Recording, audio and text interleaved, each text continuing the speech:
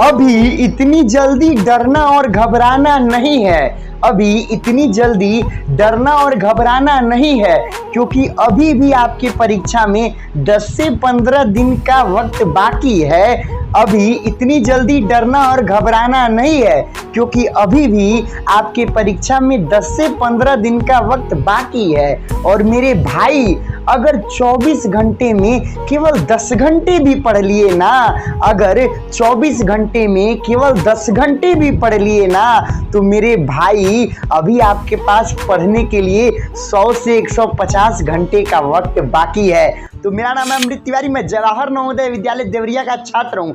इस वीडियो में मतलब ये वाली जो वीडियो है वो पूरे YouTube पे आप पूरा सर्च कर लो, कहीं नहीं मिलेगी।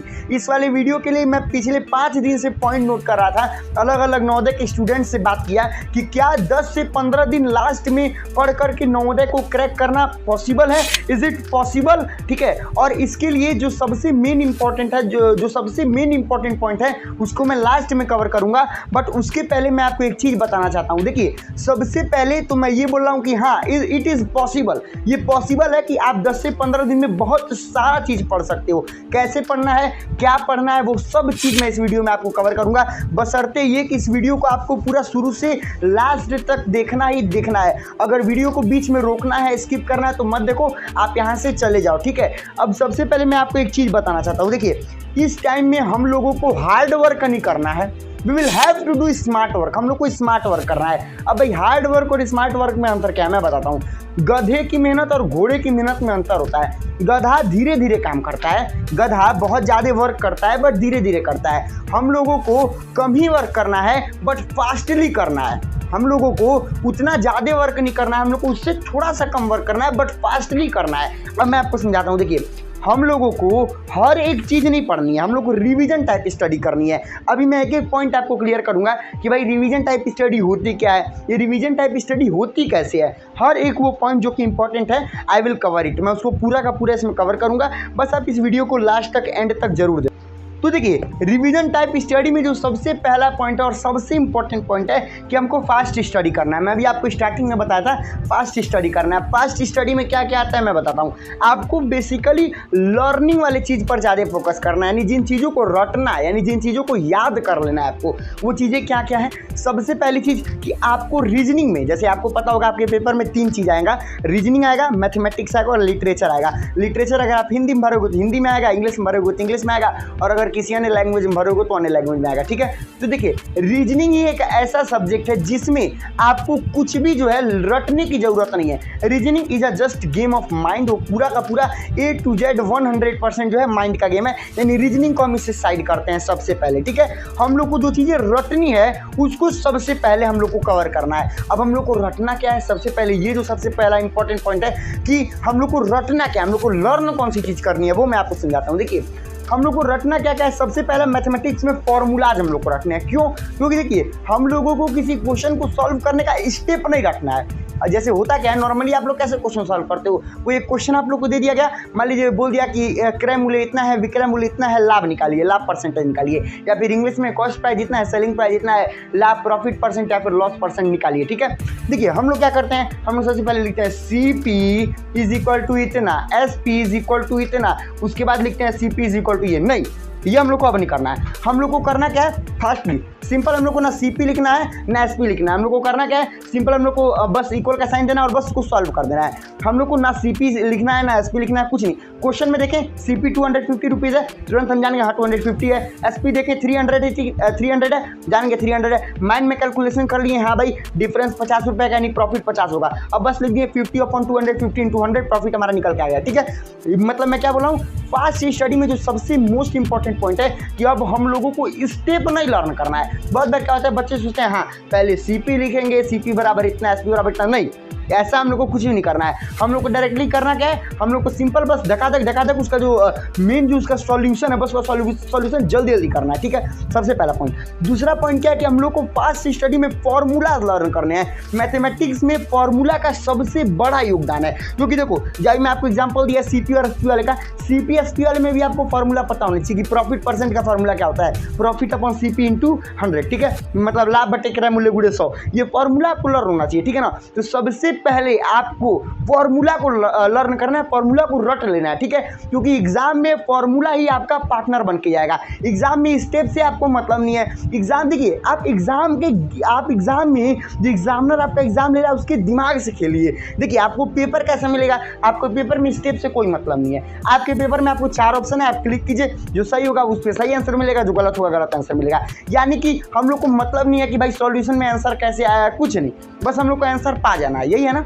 तो आंसर पाने के लिए हम लोग को क्या चाहिए, स्पीड। भाई मान लीजिए कोई ऐसा बंदा है, ठीक है, जो कि बहुत ज़्यादा दिन से प्रिपरेशन किया है, बहुत अच्छे से हर चीज़ जानता है, बहुत अच्छे से लिखता है, CP = ये, SP = ये, मतलब हर एक चीज़ लिख के फिर आंसर पाता है, ठीक है। बट आप लोग फास्ट स्टडी करके गए, जल्दी जल्दी स्टडी करके गए, बस आपको ये आता है कि हाँ भाई हमको कुछ लिखना नहीं है, बस हमको फॉर्मूला पुट करके आंसर पाना है, सिंपल। हम लोग को नहीं लिखना है CP = ये, SP = ये, तो प्रॉफिट बराबर ये होगा, नहीं, हम लोग को सिंपल फॉर्मूला लगा आंसर पा गए, सिंपल, बस इतना काम करना है, ठीक है। तो आप उससे जल्दी आंसर पा जाओगे। अगर वो एक क्वेश्चन में 1 मिनट ले रहा है, तो आप अगर केवल सिंपलीफाई करोगे, केवल सॉल्व करोगे, तो आपका 30 सेकंड में आंसर आ जाएगा, सिंपल। तो सबसे पहला जो सबसे इंपॉर्टेंट पॉइंट है कि हम लोग को स्टेप से कोई मतलब नहीं है, हम लोग को अब जल्दी जल्दी जितना जल्दी हो सके बस हमको कैलकुलेशन करना है। और कैलकुलेशन करने से जो सबसे बड़ा फायदा होगा वो क्या होगा कि आपकी कैलकुलेशन स्पीड भी बन जाएगी, आपका जो सिंप्लीफाई करना होगा उसकी स्पीड भी बन जाएगा, बस एक साथ दो काम हो गया, ठीक है। तो अब मैथ में एक और जो इंपॉर्टेंट चीज़ है वो मैं आपको बताना चाहता हूँ। देखिए हम लोगों को हर एक क्वेश्चन नहीं सॉल्व करना है। हम लोग को मान लीजिए आप एक एक्सरसाइज है, आपके पास 80 क्वेश्चन है, हम लोग को 80 से मतलब ही नहीं है, हम लोग को पूरा 80 सॉल्व ही नहीं करना है, सिंपल। हम लोग को कौन सा क्वेश्चन सॉल्व करना है वो मैं आपको समझाता हूँ। देखिए सबसे पहले तो जो 80 क्वेश्चन है, उस 80 क्वेश्चन में कई सारे क्वेश्चन तो ऐसे होंगे जो मैच कर रहे होंगे। जैसे मान लीजिए एक क्वेश्चन पहला आपको दिया हुआ है कि CP है, SP है, प्रॉफिट निकालिए। दूसरा क्वेश्चन आपको दिया हुआ है CP है, SP है, प्रॉफिट निकालिए। भाई जब आपको पहला क्वेश्चन करने आ गया तो दूसरा करने की जरूरत नहीं, सिंपल। यानी कि एक अगर मान लीजिए एक चैप्टर है जिसमें 80 से 100 आपके पास क्वेश्चन है, आपका जो भी बुक है अगर उसमें 80 से 100 क्वेश्चन है, ठीक है, तो उसमें जो सबसे इंपॉर्टेंट चीज़ है वो आपको क्या करना है कि आपको सबसे पहले देख लेना कि भाई जितने क्वेश्चन मैचिंग कर रहे हैं, ठीक है, हम लोग को मैचिंग क्वेश्चन से मतलब नहीं है, हम लोग अलग अलग प्रकार के जितने क्वेश्चन उनको सॉल्व कर लेंगे, सिंपल, ठीक है। और अलग अलग प्रकार में भी क्या होता है मैं आपको एक चीज़ बताता हूँ। बहुत बार क्या होता है जो पब्लिकेशन होती है, ठीक है, बहुत ज़्यादा पब्लिकेशन है मार्केट में, अरिहंत हो गया, विद्यासागर हो गया, ठीक है, बहुत ज़्यादा पब्लिकेशन है, ठीक है, मेन अग्रवाल एग्जाम काट हो गया, उपकार हो गया, मतलब 50 तरह की पब्लिकेशन है, ठीक है। पब्लिकेशंस क्या कर देती हैं, ऐसा क्वेश्चन डाल देंगी जो बस हार्ड होगा, वो पेपर में कभी आया ही नहीं है, पेपर की हिस्ट्री में आज तक वो क्वेश्चन पूछा ही नहीं गया है, वो बस एक हार्ड क्वेश्चन मिल गया आपको, वो हिस्ट्री में पेपर के कभी आया ही नहीं है। तो मतलब क्या बनता है उस क्वेश्चन को सॉल्व करने का और उस क्वेश्चन पे टाइम देने का, मुझे ये समझा दो बस। आप लोग ऐसा कई सारा क्वेश्चन सॉल्व करते होंगे, ऐसे कई सारे क्वेश्चन में माथा पच्ची करते होंगे जिससे मतलब ही नहीं है, जो पेपर में कभी आता ही नहीं है। अब आप लोग बोलोगे भैया हमको ये कैसे पता चलेगा कौन सा क्वेश्चन पेपर में आता है कौन सा नहीं आता है, तो उसके लिए भी तरीका है, आपको प्रीवियस ईयर चाहिए, आप प्रीवियस ईयर जो है वो पूरा देख लो, और प्रीवियस ईयर जब आप देख लोगे तो आपको अंदाजा लग जाएगा। जब आप पिछले 5 से 10 साल का प्रीवियस ईयर देखोगे आपको खुद पता चल जाएगा, हाँ यार पेपर में ऐसा क्वेश्चन मिल रहा है, मैं फालतू का जा रहा हूँ ऐसा क्वेश्चन देखने, ठीक है, समझ में आ रही है बात। और पेपर में मैथमेटिक्स के 20 क्वेश्चन होते हैं, जरा समझना, पेपर में मैथमेटिक्स के कितने क्वेश्चन होते हैं, 20 क्वेश्चन होते हैं, ठीक है। उस 20 क्वेश्चन में मैं हमेशा ये बात बोलता हूँ कि 16 से 17 क्वेश्चन ईजी होते हैं, बिल्कुल ईजी होते हैं। जैसे मान लीजिए अगर आप बात करते हो कोई भी चैप्टर, मान लीजिए अगर आप बात करते हो सिंपल इंटरेस्ट का, तो सिंपल इंटरेस्ट में आपको 3 चीज़ें दे देंगी, आपको प्रिंसिपल दे दिया, फिर आपको रेट दे दिया, टाइम दे दिया, और बोलेगा सिंपल इंटरेस्ट निकालिए, मूलधन दे दिया, उसके बाद आपको दर दे दिया, समय दे दिया, बोला सिंपल इंटरेस्ट निकालिए, बिल्कुल बेसिक क्वेश्चन उठा के आपको दे देगा। तो देखिए मैंने आपसे क्या बोला कि भाई देखिए जो 20 क्वेश्चन है, 20 में 16 से 17 जो क्वेश्चन होगा वो बिल्कुल बेसिक क्वेश्चन होगा, ये मेरा दावा आप कहीं लिख लो, ठीक है। आप जिस दिन पेपर दे के आओगे, अगर उस दिन आपको 20 क्वेश्चन में अगर आपको बहुत ज़्यादा क्वेश्चन मिल गया जो आपको टिपिकल दे दे, तो आप मुझे बोलना भैया आप गलत बोल रहे हो, ऐसा हो ही नहीं सकता भाई। पेपर की हिस्ट्री है, मैं पेपर को एनालाइज कर चुका हूँ, बिल्कुल ठीक है, मैं पेपर के रग रग से वाकिफ हूँ भाई, पेपर आता किस प्रकार का है, ठीक है, क्योंकि मैं खुद भी नवोदय का स्टूडेंट हूँ। मैंने अपने टाइम में पिछले 10 साल के प्रीवियस ईयर को सॉल्व किया था, और उसके बाद जब मैं नवोदय में क्रैक कर दिया, उसके बाद लगातार हम मतलब कि 3-4 साल का प्रीवियस ईयर में सॉल्व कर चुका हूँ, तो मुझे एक बहुत बड़ा एक्सपीरियंस हो चुका है, ठीक है। तो मैं आपसे यही बोल रहा हूँ कि 20 क्वेश्चन जो आएगा, उस 20 क्वेश्चन में 15 से 16 क्वेश्चन मिनिमम क्या होगा, वो इजी होगा, चैप्टर के बेसिक क्वेश्चन होंगे। हाँ, बाकी 4-5 क्वेश्चन को थोड़ा उठाएगा, पटकेगा, ठीक है, यानी क्वेश्चन को थोड़ा रोटेट करेगा, क्वेश्चन आपके माइंड से खेलेगा, ठीक है। तो हम लोग को मतलब क्या है, अगर मान लीजिए आप ऐसा क्वेश्चन सॉल्व कर रहे हो जो पिछले 10 से 15 साल में कभी आया ही नहीं है, पिछले 5 साल में कभी आया ही नहीं, सवाल ही नहीं पैदा हो रहा है उसके आने का, फिर भी आप लगे पड़े हो, तो कोई मतलब नहीं है उस क्वेश्चन का, ठीक है। तो मेरे कहने का मतलब ये है, सबसे पहले आप अपनी मैथ की बुक को उठाइएगा, ठीक है। जिस भी बुक आप पढ़ते हो उसमें से जो क्वेश्चन सिमिलर होंगे उनको नहीं सॉल्व करना है, अलग अलग टाइप के क्वेश्चन को सॉल्व करना है। और जो बहुत हार्ड क्वेश्चन होगा, बहुत हार्ड, जिसको आप तो क्वेश्चन मानते होंगे, उसको नहीं आपको सॉल्व करना है, ठीक है। क्योंकि भाई बहुत हार्ड क्वेश्चन आता ही नहीं है। अब भाई किसको सॉल्व करना है किसको नहीं, वो प्रीवियस ईयर में आपको मिलेगा। और प्रीवियस ईयर कैसे पाना है मैं वीडियो का लास्ट में आपको समझाऊंगा, ठीक है। तो मैंने क्या बोला, मैथमेटिक्स में आपको कैसे पढ़ना है। मैथमेटिक्स में आपको हर क्वेश्चन को नहीं सॉल्व करना है, आपको किस क्वेश्चन को सॉल्व करना है, उस क्वेश्चन को जो कि अलग अलग प्रकार के हैं। सिमिलर क्वेश्चन को हम लोग को सॉल्व नहीं करना है, क्योंकि अगर हम एक क्वेश्चन सॉल्व करना सीख गए तो हम उसके दूसरे टाइप को भी बहुत ही इजीली सॉल्व कर सकते हैं, ठीक है। उसके बाद मैंने क्या बोला कि आप अपना प्रीवियस ईयर आप लीजिए, और प्रीवियस ईयर को लेने के बाद आप एनालाइज कीजिए कि हाँ, जो बहुत ज़्यादा हार्ड क्वेश्चन नहीं आ रहा है, तुमको बहुत ज़्यादा हार्ड क्वेश्चन को टच ही नहीं करना है, ठीक है। मीडियम साइज के क्वेश्चन तक ही हमको लर्न करना है, मीडियम साइज के क्वेश्चन तक ही हमको सॉल्व करना है, ठीक है। उसके बाद मैंने आपसे क्या बोला कि फॉर्मूलाज को जितना ज़्यादा हो सके उतना ज़्यादा फॉर्मूलाज को सबसे पहले आप रट लीजिए, फॉर्मूलाज को आप लर्न कर लीजिए, क्योंकि formulas are your partner in your examination. आप एग्जाम में वही आपके पार्टनर होंगे, वही आपके पार्टनर हैं और वही आपके पार्टनर थे, ठीक है। आपको फॉर्मूलाज के अलावा आपको कुछ नहीं चाहिए, आप फॉर्मूलाज लर्न कर लो मैथमेटिक्स में, वही आपको सबसे अधिक नंबर दिलाएंगे, ठीक है। उसके बाद मैंने क्या बोला, भाई रीजनिंग में तो भाई कुछ लर्न करने वाला है ही नहीं, रीजनिंग में तो भाई आपको कुछ रटने का है ही नहीं है। रीजनिंग में अगर आप सीख गए कि कैसे क्वेश्चन होगा, सीख गए और प्रैक्टिस कर लिए थोड़ी बहुत, तो समझो आप रीजनिंग कर ले जाओगे, ठीक है। ये मेरा बिलीव है आप लोग के ऊपर, और ये आप लोग को भी बिलीव हो जाएगा, क्योंकि रीजनिंग बहुत ज़्यादा हार्ड नहीं आता है। Reasoning is a game of mind, उसमें आपको कोई फॉर्मूलाज नहीं लगते हैं, कोई थ्योरी नहीं लगती है, ठीक है, कोई बहुत बड़ा कॉन्सेप्ट नहीं लगता है। बस हाँ, रीजनिंग में आपकी प्रैक्टिस इंपॉर्टेंट है, और जो भी प्रीवियस ईयर वगैरह का फंडा है वो मैंने आपको बोला, एक मैं लास्ट में क्लियर करूँगा। अब बात करते हैं जो लिटरेचर वाली चीज़ें थी उसमें, ठीक है। देखिए, सबसे पहली बात है कि लिटरेचर का कोई मैं हमेशा बोलता हूँ कोई सिलेबस नहीं होता है। There is no syllabus of literature. Hindi का भी नहीं है, इंग्लिश का भी नहीं है, किसी अन्य सब्जेक्ट के लिटरेचर का भी कोई भी सिलेबस नहीं है नवोदय विद्यालय के एग्जामिनेशन में। अनसीन पैसेजेस आते हैं, अनसीन पैसेजेस में भाई क्या हमको लर्न करना है, तो अनसीन पैसेज में तो कुछ लर्न करने वाला है ही नहीं, वो तो भाई सिर्फ आपके प्रैक्टिस के ऊपर निर्भर है। हाँ, एक चीज जो इंपॉर्टेंट है अनसीन पैसेज के क्षेत्र में, वो ये है कि आपको सिनोनिम, अगर आप इंग्लिश वाले हो तो सिनोनिम एंटोनिम, ये दो चीजें जितना ज्यादा हो सके उतना याद करके जाना, ठीक है। क्योंकि सिनोनिम एंटोनिम बहुत बड़ा एक मुद्दा होता है। अगर एक पैसेज में जरूर एक ना एक ये सिनोनिम एंटोनिम जरूर पूछता है, ठीक है, ये नोट कर लो। और अगर पूरा पैसेज या 20 नंबर का पैसेज होगा तो 20 नंबर में 3 से 4 नंबर का जरूर पूछ लेगा, ठीक है। अगर आप हिंदी वाले हो तो भाई हिंदी वाले में भी आपको भी मिनिमम आपको डेली आपको पढ़ना पड़ेगा सिनोनिम एंटोनिम, मतलब कि पर्यायवाची और विलोम शब्द आपको भी पढ़ना पड़ेगा। और अब जिस भी क्षेत्रीय भाषा में परीक्षा देने वाले हो, आपको उस क्षेत्र का मतलब कि पर्यायवाची, उस क्षेत्र की किताबों का पर्यायवाची और विलोम आपको लर्न करना पड़ेगा। आप किसी भी बुक से, किसी भी अपने क्लास की बुक से, 6 या 7 की 5 की बुक से आप ये सब लर्न करने आपका काम हो जाएगा, ठीक है। अब देखिए, इन सबको करने के लिए मेरी एक बात जान जाओ, आपको दिन भर में मिनिमम 8 घंटा पढ़ना पड़ेगा, 8 घंटा पढ़ना पड़ेगा। You have to study for at least 8 hours a day. 8 घंटा तो पढ़ना ही पढ़ना है, ठीक है। क्योंकि भाई आपके पास दिन बहुत कम है। अगर आप 8 घंटे डेली पढ़ते हो तो समझ जाओ मिनिमम, आप मैक्सिमम आप जितना चाहो, ठीक है। और हम लोग को शिफ्ट वाइज पढ़ना है। शिफ्ट वाइज में क्या बोल दिया भाई, व्हाट इज शिफ्ट क्या होता है? बहुत देर क्या होता है ना कि बच्चे एकदम जोश में हैं, आज फोड़ देंगे, सुबह 8 बजे बैठ जाएंगे और ट्राई करेंगे कि शाम को हमको 4 बजे ही उठना है। बट इससे क्या होगा, इससे आप एक दिन कंटिन्यू कर लोगे, 2 दिन, तीसरे दिन नहीं होगा। हम लोग को क्या करना है, मजे लेकर पढ़ना है। मैं हर बार बोलता हूँ 6 बजे उठ जाइए, ठीक है, 7 बजे से पढ़ना शुरू कीजिए, 9 बजे तक पढ़िए, 1 घंटे का रेस्ट, 2 घंटे का रेस्ट ले लीजिए, फिर आप आराम से 11 बजे से पढ़िए, 12-1 बजे तक पढ़ लीजिए, फिर 1-2 घंटे का रेस्ट लीजिए, खाइए पीजिए मौज कीजिए, फिर 3 बजे से उठिए, 5 बजे तक पढ़ लीजिए, फिर 1 घंटे का मौज कीजिए, 6 बजे से उठिए, 8 बजे तक पढ़ लीजिए। ऐसे शिफ्ट बनाकर जब आप चलोगे तो दिमाग पर बर्डन नहीं रहेगा। गेम में भी खेलोगे बीच में 1-1 घंटे में, दिमाग फ्रेश, मस्त स्टडी होगा, बिल्कुल स्मूथ मलाई वाला स्टडी होगा, हर चीज़ें समझ भी आएंगी और बिल्कुल मज़ा भी आएगा, ठीक है। अब जो मैंने आपको बोला था लास्ट में मैं जो सबसे इंपॉर्टेंट पॉइंट बोलूँगा, अब बिल्कुल ध्यान से सुनो मेरी बातें, मैं क्या बोल रहा हूँ। देखिए, एक चीज़ रियलिटी है जो आपको कोई शायद न बताए, बट मैं आपको बता रहा हूँ। द रियलिटी इज़ दैट कि this is impossible to cover the whole syllabus in just 10 और 15 डेज। मतलब मैं क्या बोल दिया, ये नामुमकिन है कि आप 10 से 15 दिन में पूरा सिलेबस कंप्लीट कर दोगे, नामुमकिन है, रियलिटी है। क्योंकि भाई मैथमेटिक्स में 15 से 16 चैप्टर हैं, ठीक है। उसके बाद भाई रीजनिंग में भी 10 चैप्टर हैं, उसके बाद पर्यायवाची और विलोम अगर लर्न करने लग जाओ तो वो भी ज़्यादा हैं। ये तो इम्पॉसिबल है। मैंने आपको ट्रिक तो बता दिया जिससे आप 80-90% सिलेबस क्लियर कर दोगे, पढ़ लोगे।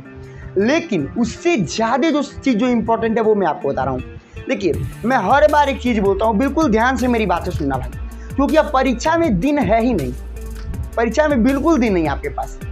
आप मेरी बात बिल्कुल ध्यान से सुनो मेरे भाई लोग, परीक्षा में आपके दिन नहीं है। और जो इम्पोर्टेंट चीज़ होती है इस टाइम में वो ये होती है कि आप कितना ज़्यादा प्रैक्टिस किए हो, कितने क्वेश्चन को समझे हो, कितने क्वेश्चन को लगाए हो, ये इंपॉर्टेंट है। मैं बोला था आपसे, ये इंपॉर्टेंट है कि आप कितने क्वेश्चन को लगाए हो, ठीक है। तो ये बिल्कुल मेरी एक बात नोट कर लेना आप लोग, ठीक है ना। तो practice is the most important की। चाहे रीजनिंग की बात कर लो, मैंने रीजनिंग में बोला था प्रैक्टिस जरूरी है, अनसीन पैसेज में मैंने बोला था प्रैक्टिस जरूरी है, मैथमेटिक्स में मैंने बोला कि क्वेश्चन को सॉल्व करना सबसे जरूरी है। ये चीज़ प्रैक्टिस करोगे कहाँ से, मैं आपको बताता हूँ। धमाका स्टडी ने इसीलिए, क्योंकि भाई प्रैक्टिस सबसे ज़्यादा जरूरी है। 59 रुपीज़ में, केवल 59 कोई ज़्यादा नहीं है। हो सकता है आप लोग में से बहुत ज़्यादा लोगों को इसके बारे में पता हो और वो वीडियो छोड़ के जाने वाले हैं, क्योंकि भाई ये बहुत बार सुन चुके हैं बट परचेस नहीं किए हैं। देखिए, मैं परचेस पैसे के लिए कोई नहीं बोला हूँ करने के लिए, ठीक है, क्योंकि पैसे से मतलब नहीं है यहाँ पे, यहाँ सिलेक्शन से मतलब है। 59 रुपीज़ भाई, 59 रुपीज़ कौन सा बहुत बड़ा तोहफा है, और परीक्षा आपका 10 से 15 दिन के अंदर अंदर है, ठीक है। तो 59 रुपीज़ कुछ बड़ा नहीं है। हम 59 रुपीज़ में आपको क्या कर रहे हैं, क्या दे रहे हैं, सब अभी मैं क्लियर करूँगा, ठीक है। देखिए, 59 रुपीज़ में हम हिंदी और इंग्लिश दोनों में PDF वाली ई बुक को लॉन्च कर चुके हैं, ठीक है। इसमें क्या क्या मिलेगा मैं थोड़ा सा समझाता हूँ, ध्यान से सुन लो, ठीक है, बिल्कुल ध्यान से सुनना। हिंदी वाले ई बुक में हम लोग आपको 30 मॉडल पेपर, आप कहीं भी मार्केट में जाओ, आप 30 मॉडल पेपर की वैल्यू पता कर लो, अभी 250, 300 रुपये, 200 रुपये मिलेगा केवल 59 रुपीज़ में 30 मॉडल पेपर। और इतना ही नहीं, अभी आगे सुनो, 5 प्रीवियस ईयर पेपर, मैंने बोला था ना प्रीवियस ईयर पेपर अंडरस्टैंडिंग जरूरी है। कहाँ से मिलेगा मैं आपको दे रहा हूँ 5 previous year paper, 5 previous year paper. उसके साथ साथ जितना भी क्वेश्चन मैं दे रहा हूँ 30 मॉडल पेपर में और 5 प्रीवियस ईयर पेपर में, सभी का सॉल्यूशन, एक एक क्वेश्चन का सॉल्यूशन है, मैंने आपको दिया हुआ है। कहीं क्वेश्चन फंसे तुरंत सॉल्यूशन देखो, ठीक है। बिलीव मी, 15 दिन में हर दिन 2 मॉडल पेपर सुबह शाम सॉल्व कर दिए, इतना ज़्यादा आपका एक्सपीरियंस हो जाएगा, बात मान लो मेरी, लिख के ले लो, सिलेक्शन हो जाएगा। अगर रियलिटी में सॉल्व करते हो तो, अभी केवल मैं हिंदी वाला बता रहा हूँ, इंग्लिश वाला समझाऊंगा, बिलीव करो मेरा। इतना कुछ केवल 59 रुपीज़ में, 59 कोई बहुत बड़ा तोप नहीं है, बात आप लोग को भी मालूम है, ठीक है। 59 रुपीज़ में आप खा लेते होगे, पी लेते होगे।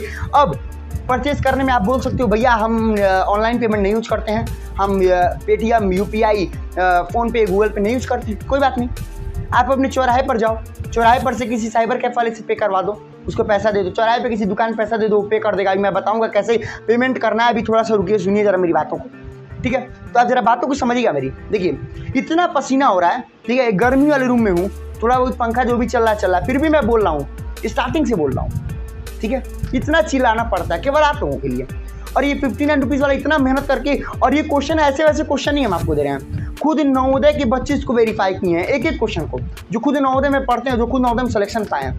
इतना खुश रहे, मैं बताऊंगा इसको कैसे परचेस करना है। अब बात करते हैं हम आपको इंग्लिश वाले में क्या क्या दे रहे हैं। इंग्लिश वाले में 25 मॉडल पेपर, ठीक है, 25 मॉडल पेपर, उसके साथ साथ पिछले 19 साल का, 1-2 साल नहीं, 19 साल का, 19 ईयर का, 2002 से लेकर के 2020 तक का पूरा का पूरा प्रीवियस ईयर पेपर हम आपको दे रहे हैं। इतना प्रीवियस ईयर, मैंने अभी आपको बोला था हिंदी वाले में भी, इसीलिए हम आपको 5 प्रीवियस ईयर पेपर दे रहे हैं, बट वहाँ पे हम आपको चूंकि 30 मॉडल पेपर दे रहे हैं और यहाँ पे 25 ही मॉडल पेपर दे रहे हैं, इसलिए हम आपको 19 प्रीवियस ईयर पेपर दे रहे हैं। सोचिए, आप प्रीवियस ईयर पेपर को एनालाइज कीजिए। प्रैक्टिस सेट ही तो चाहिए, प्रैक्टिस सेट ही तो चाहिए, मॉडल पेपर ही तो करना है, वही आपका टेम्परामेंट बताएगा कि हाँ पेपर में कैसे पेपर को सॉल्व करना है। केवल 59 रुपीज़ में, और इंग्लिश वाले का रियल कॉस्ट हमने 69 रुपीज़ रखा है, बट आप लोग चूंकि बहुत ज़्यादा लोग बोल रहे थे भैया हम अफोर्ड नहीं कर सकते 69 रुपीज़, तो हमने बोला चलो कोई नहीं, इसको भी 59 में रख दो, चलो ठीक है 59 रुपीज़ रखो इसको।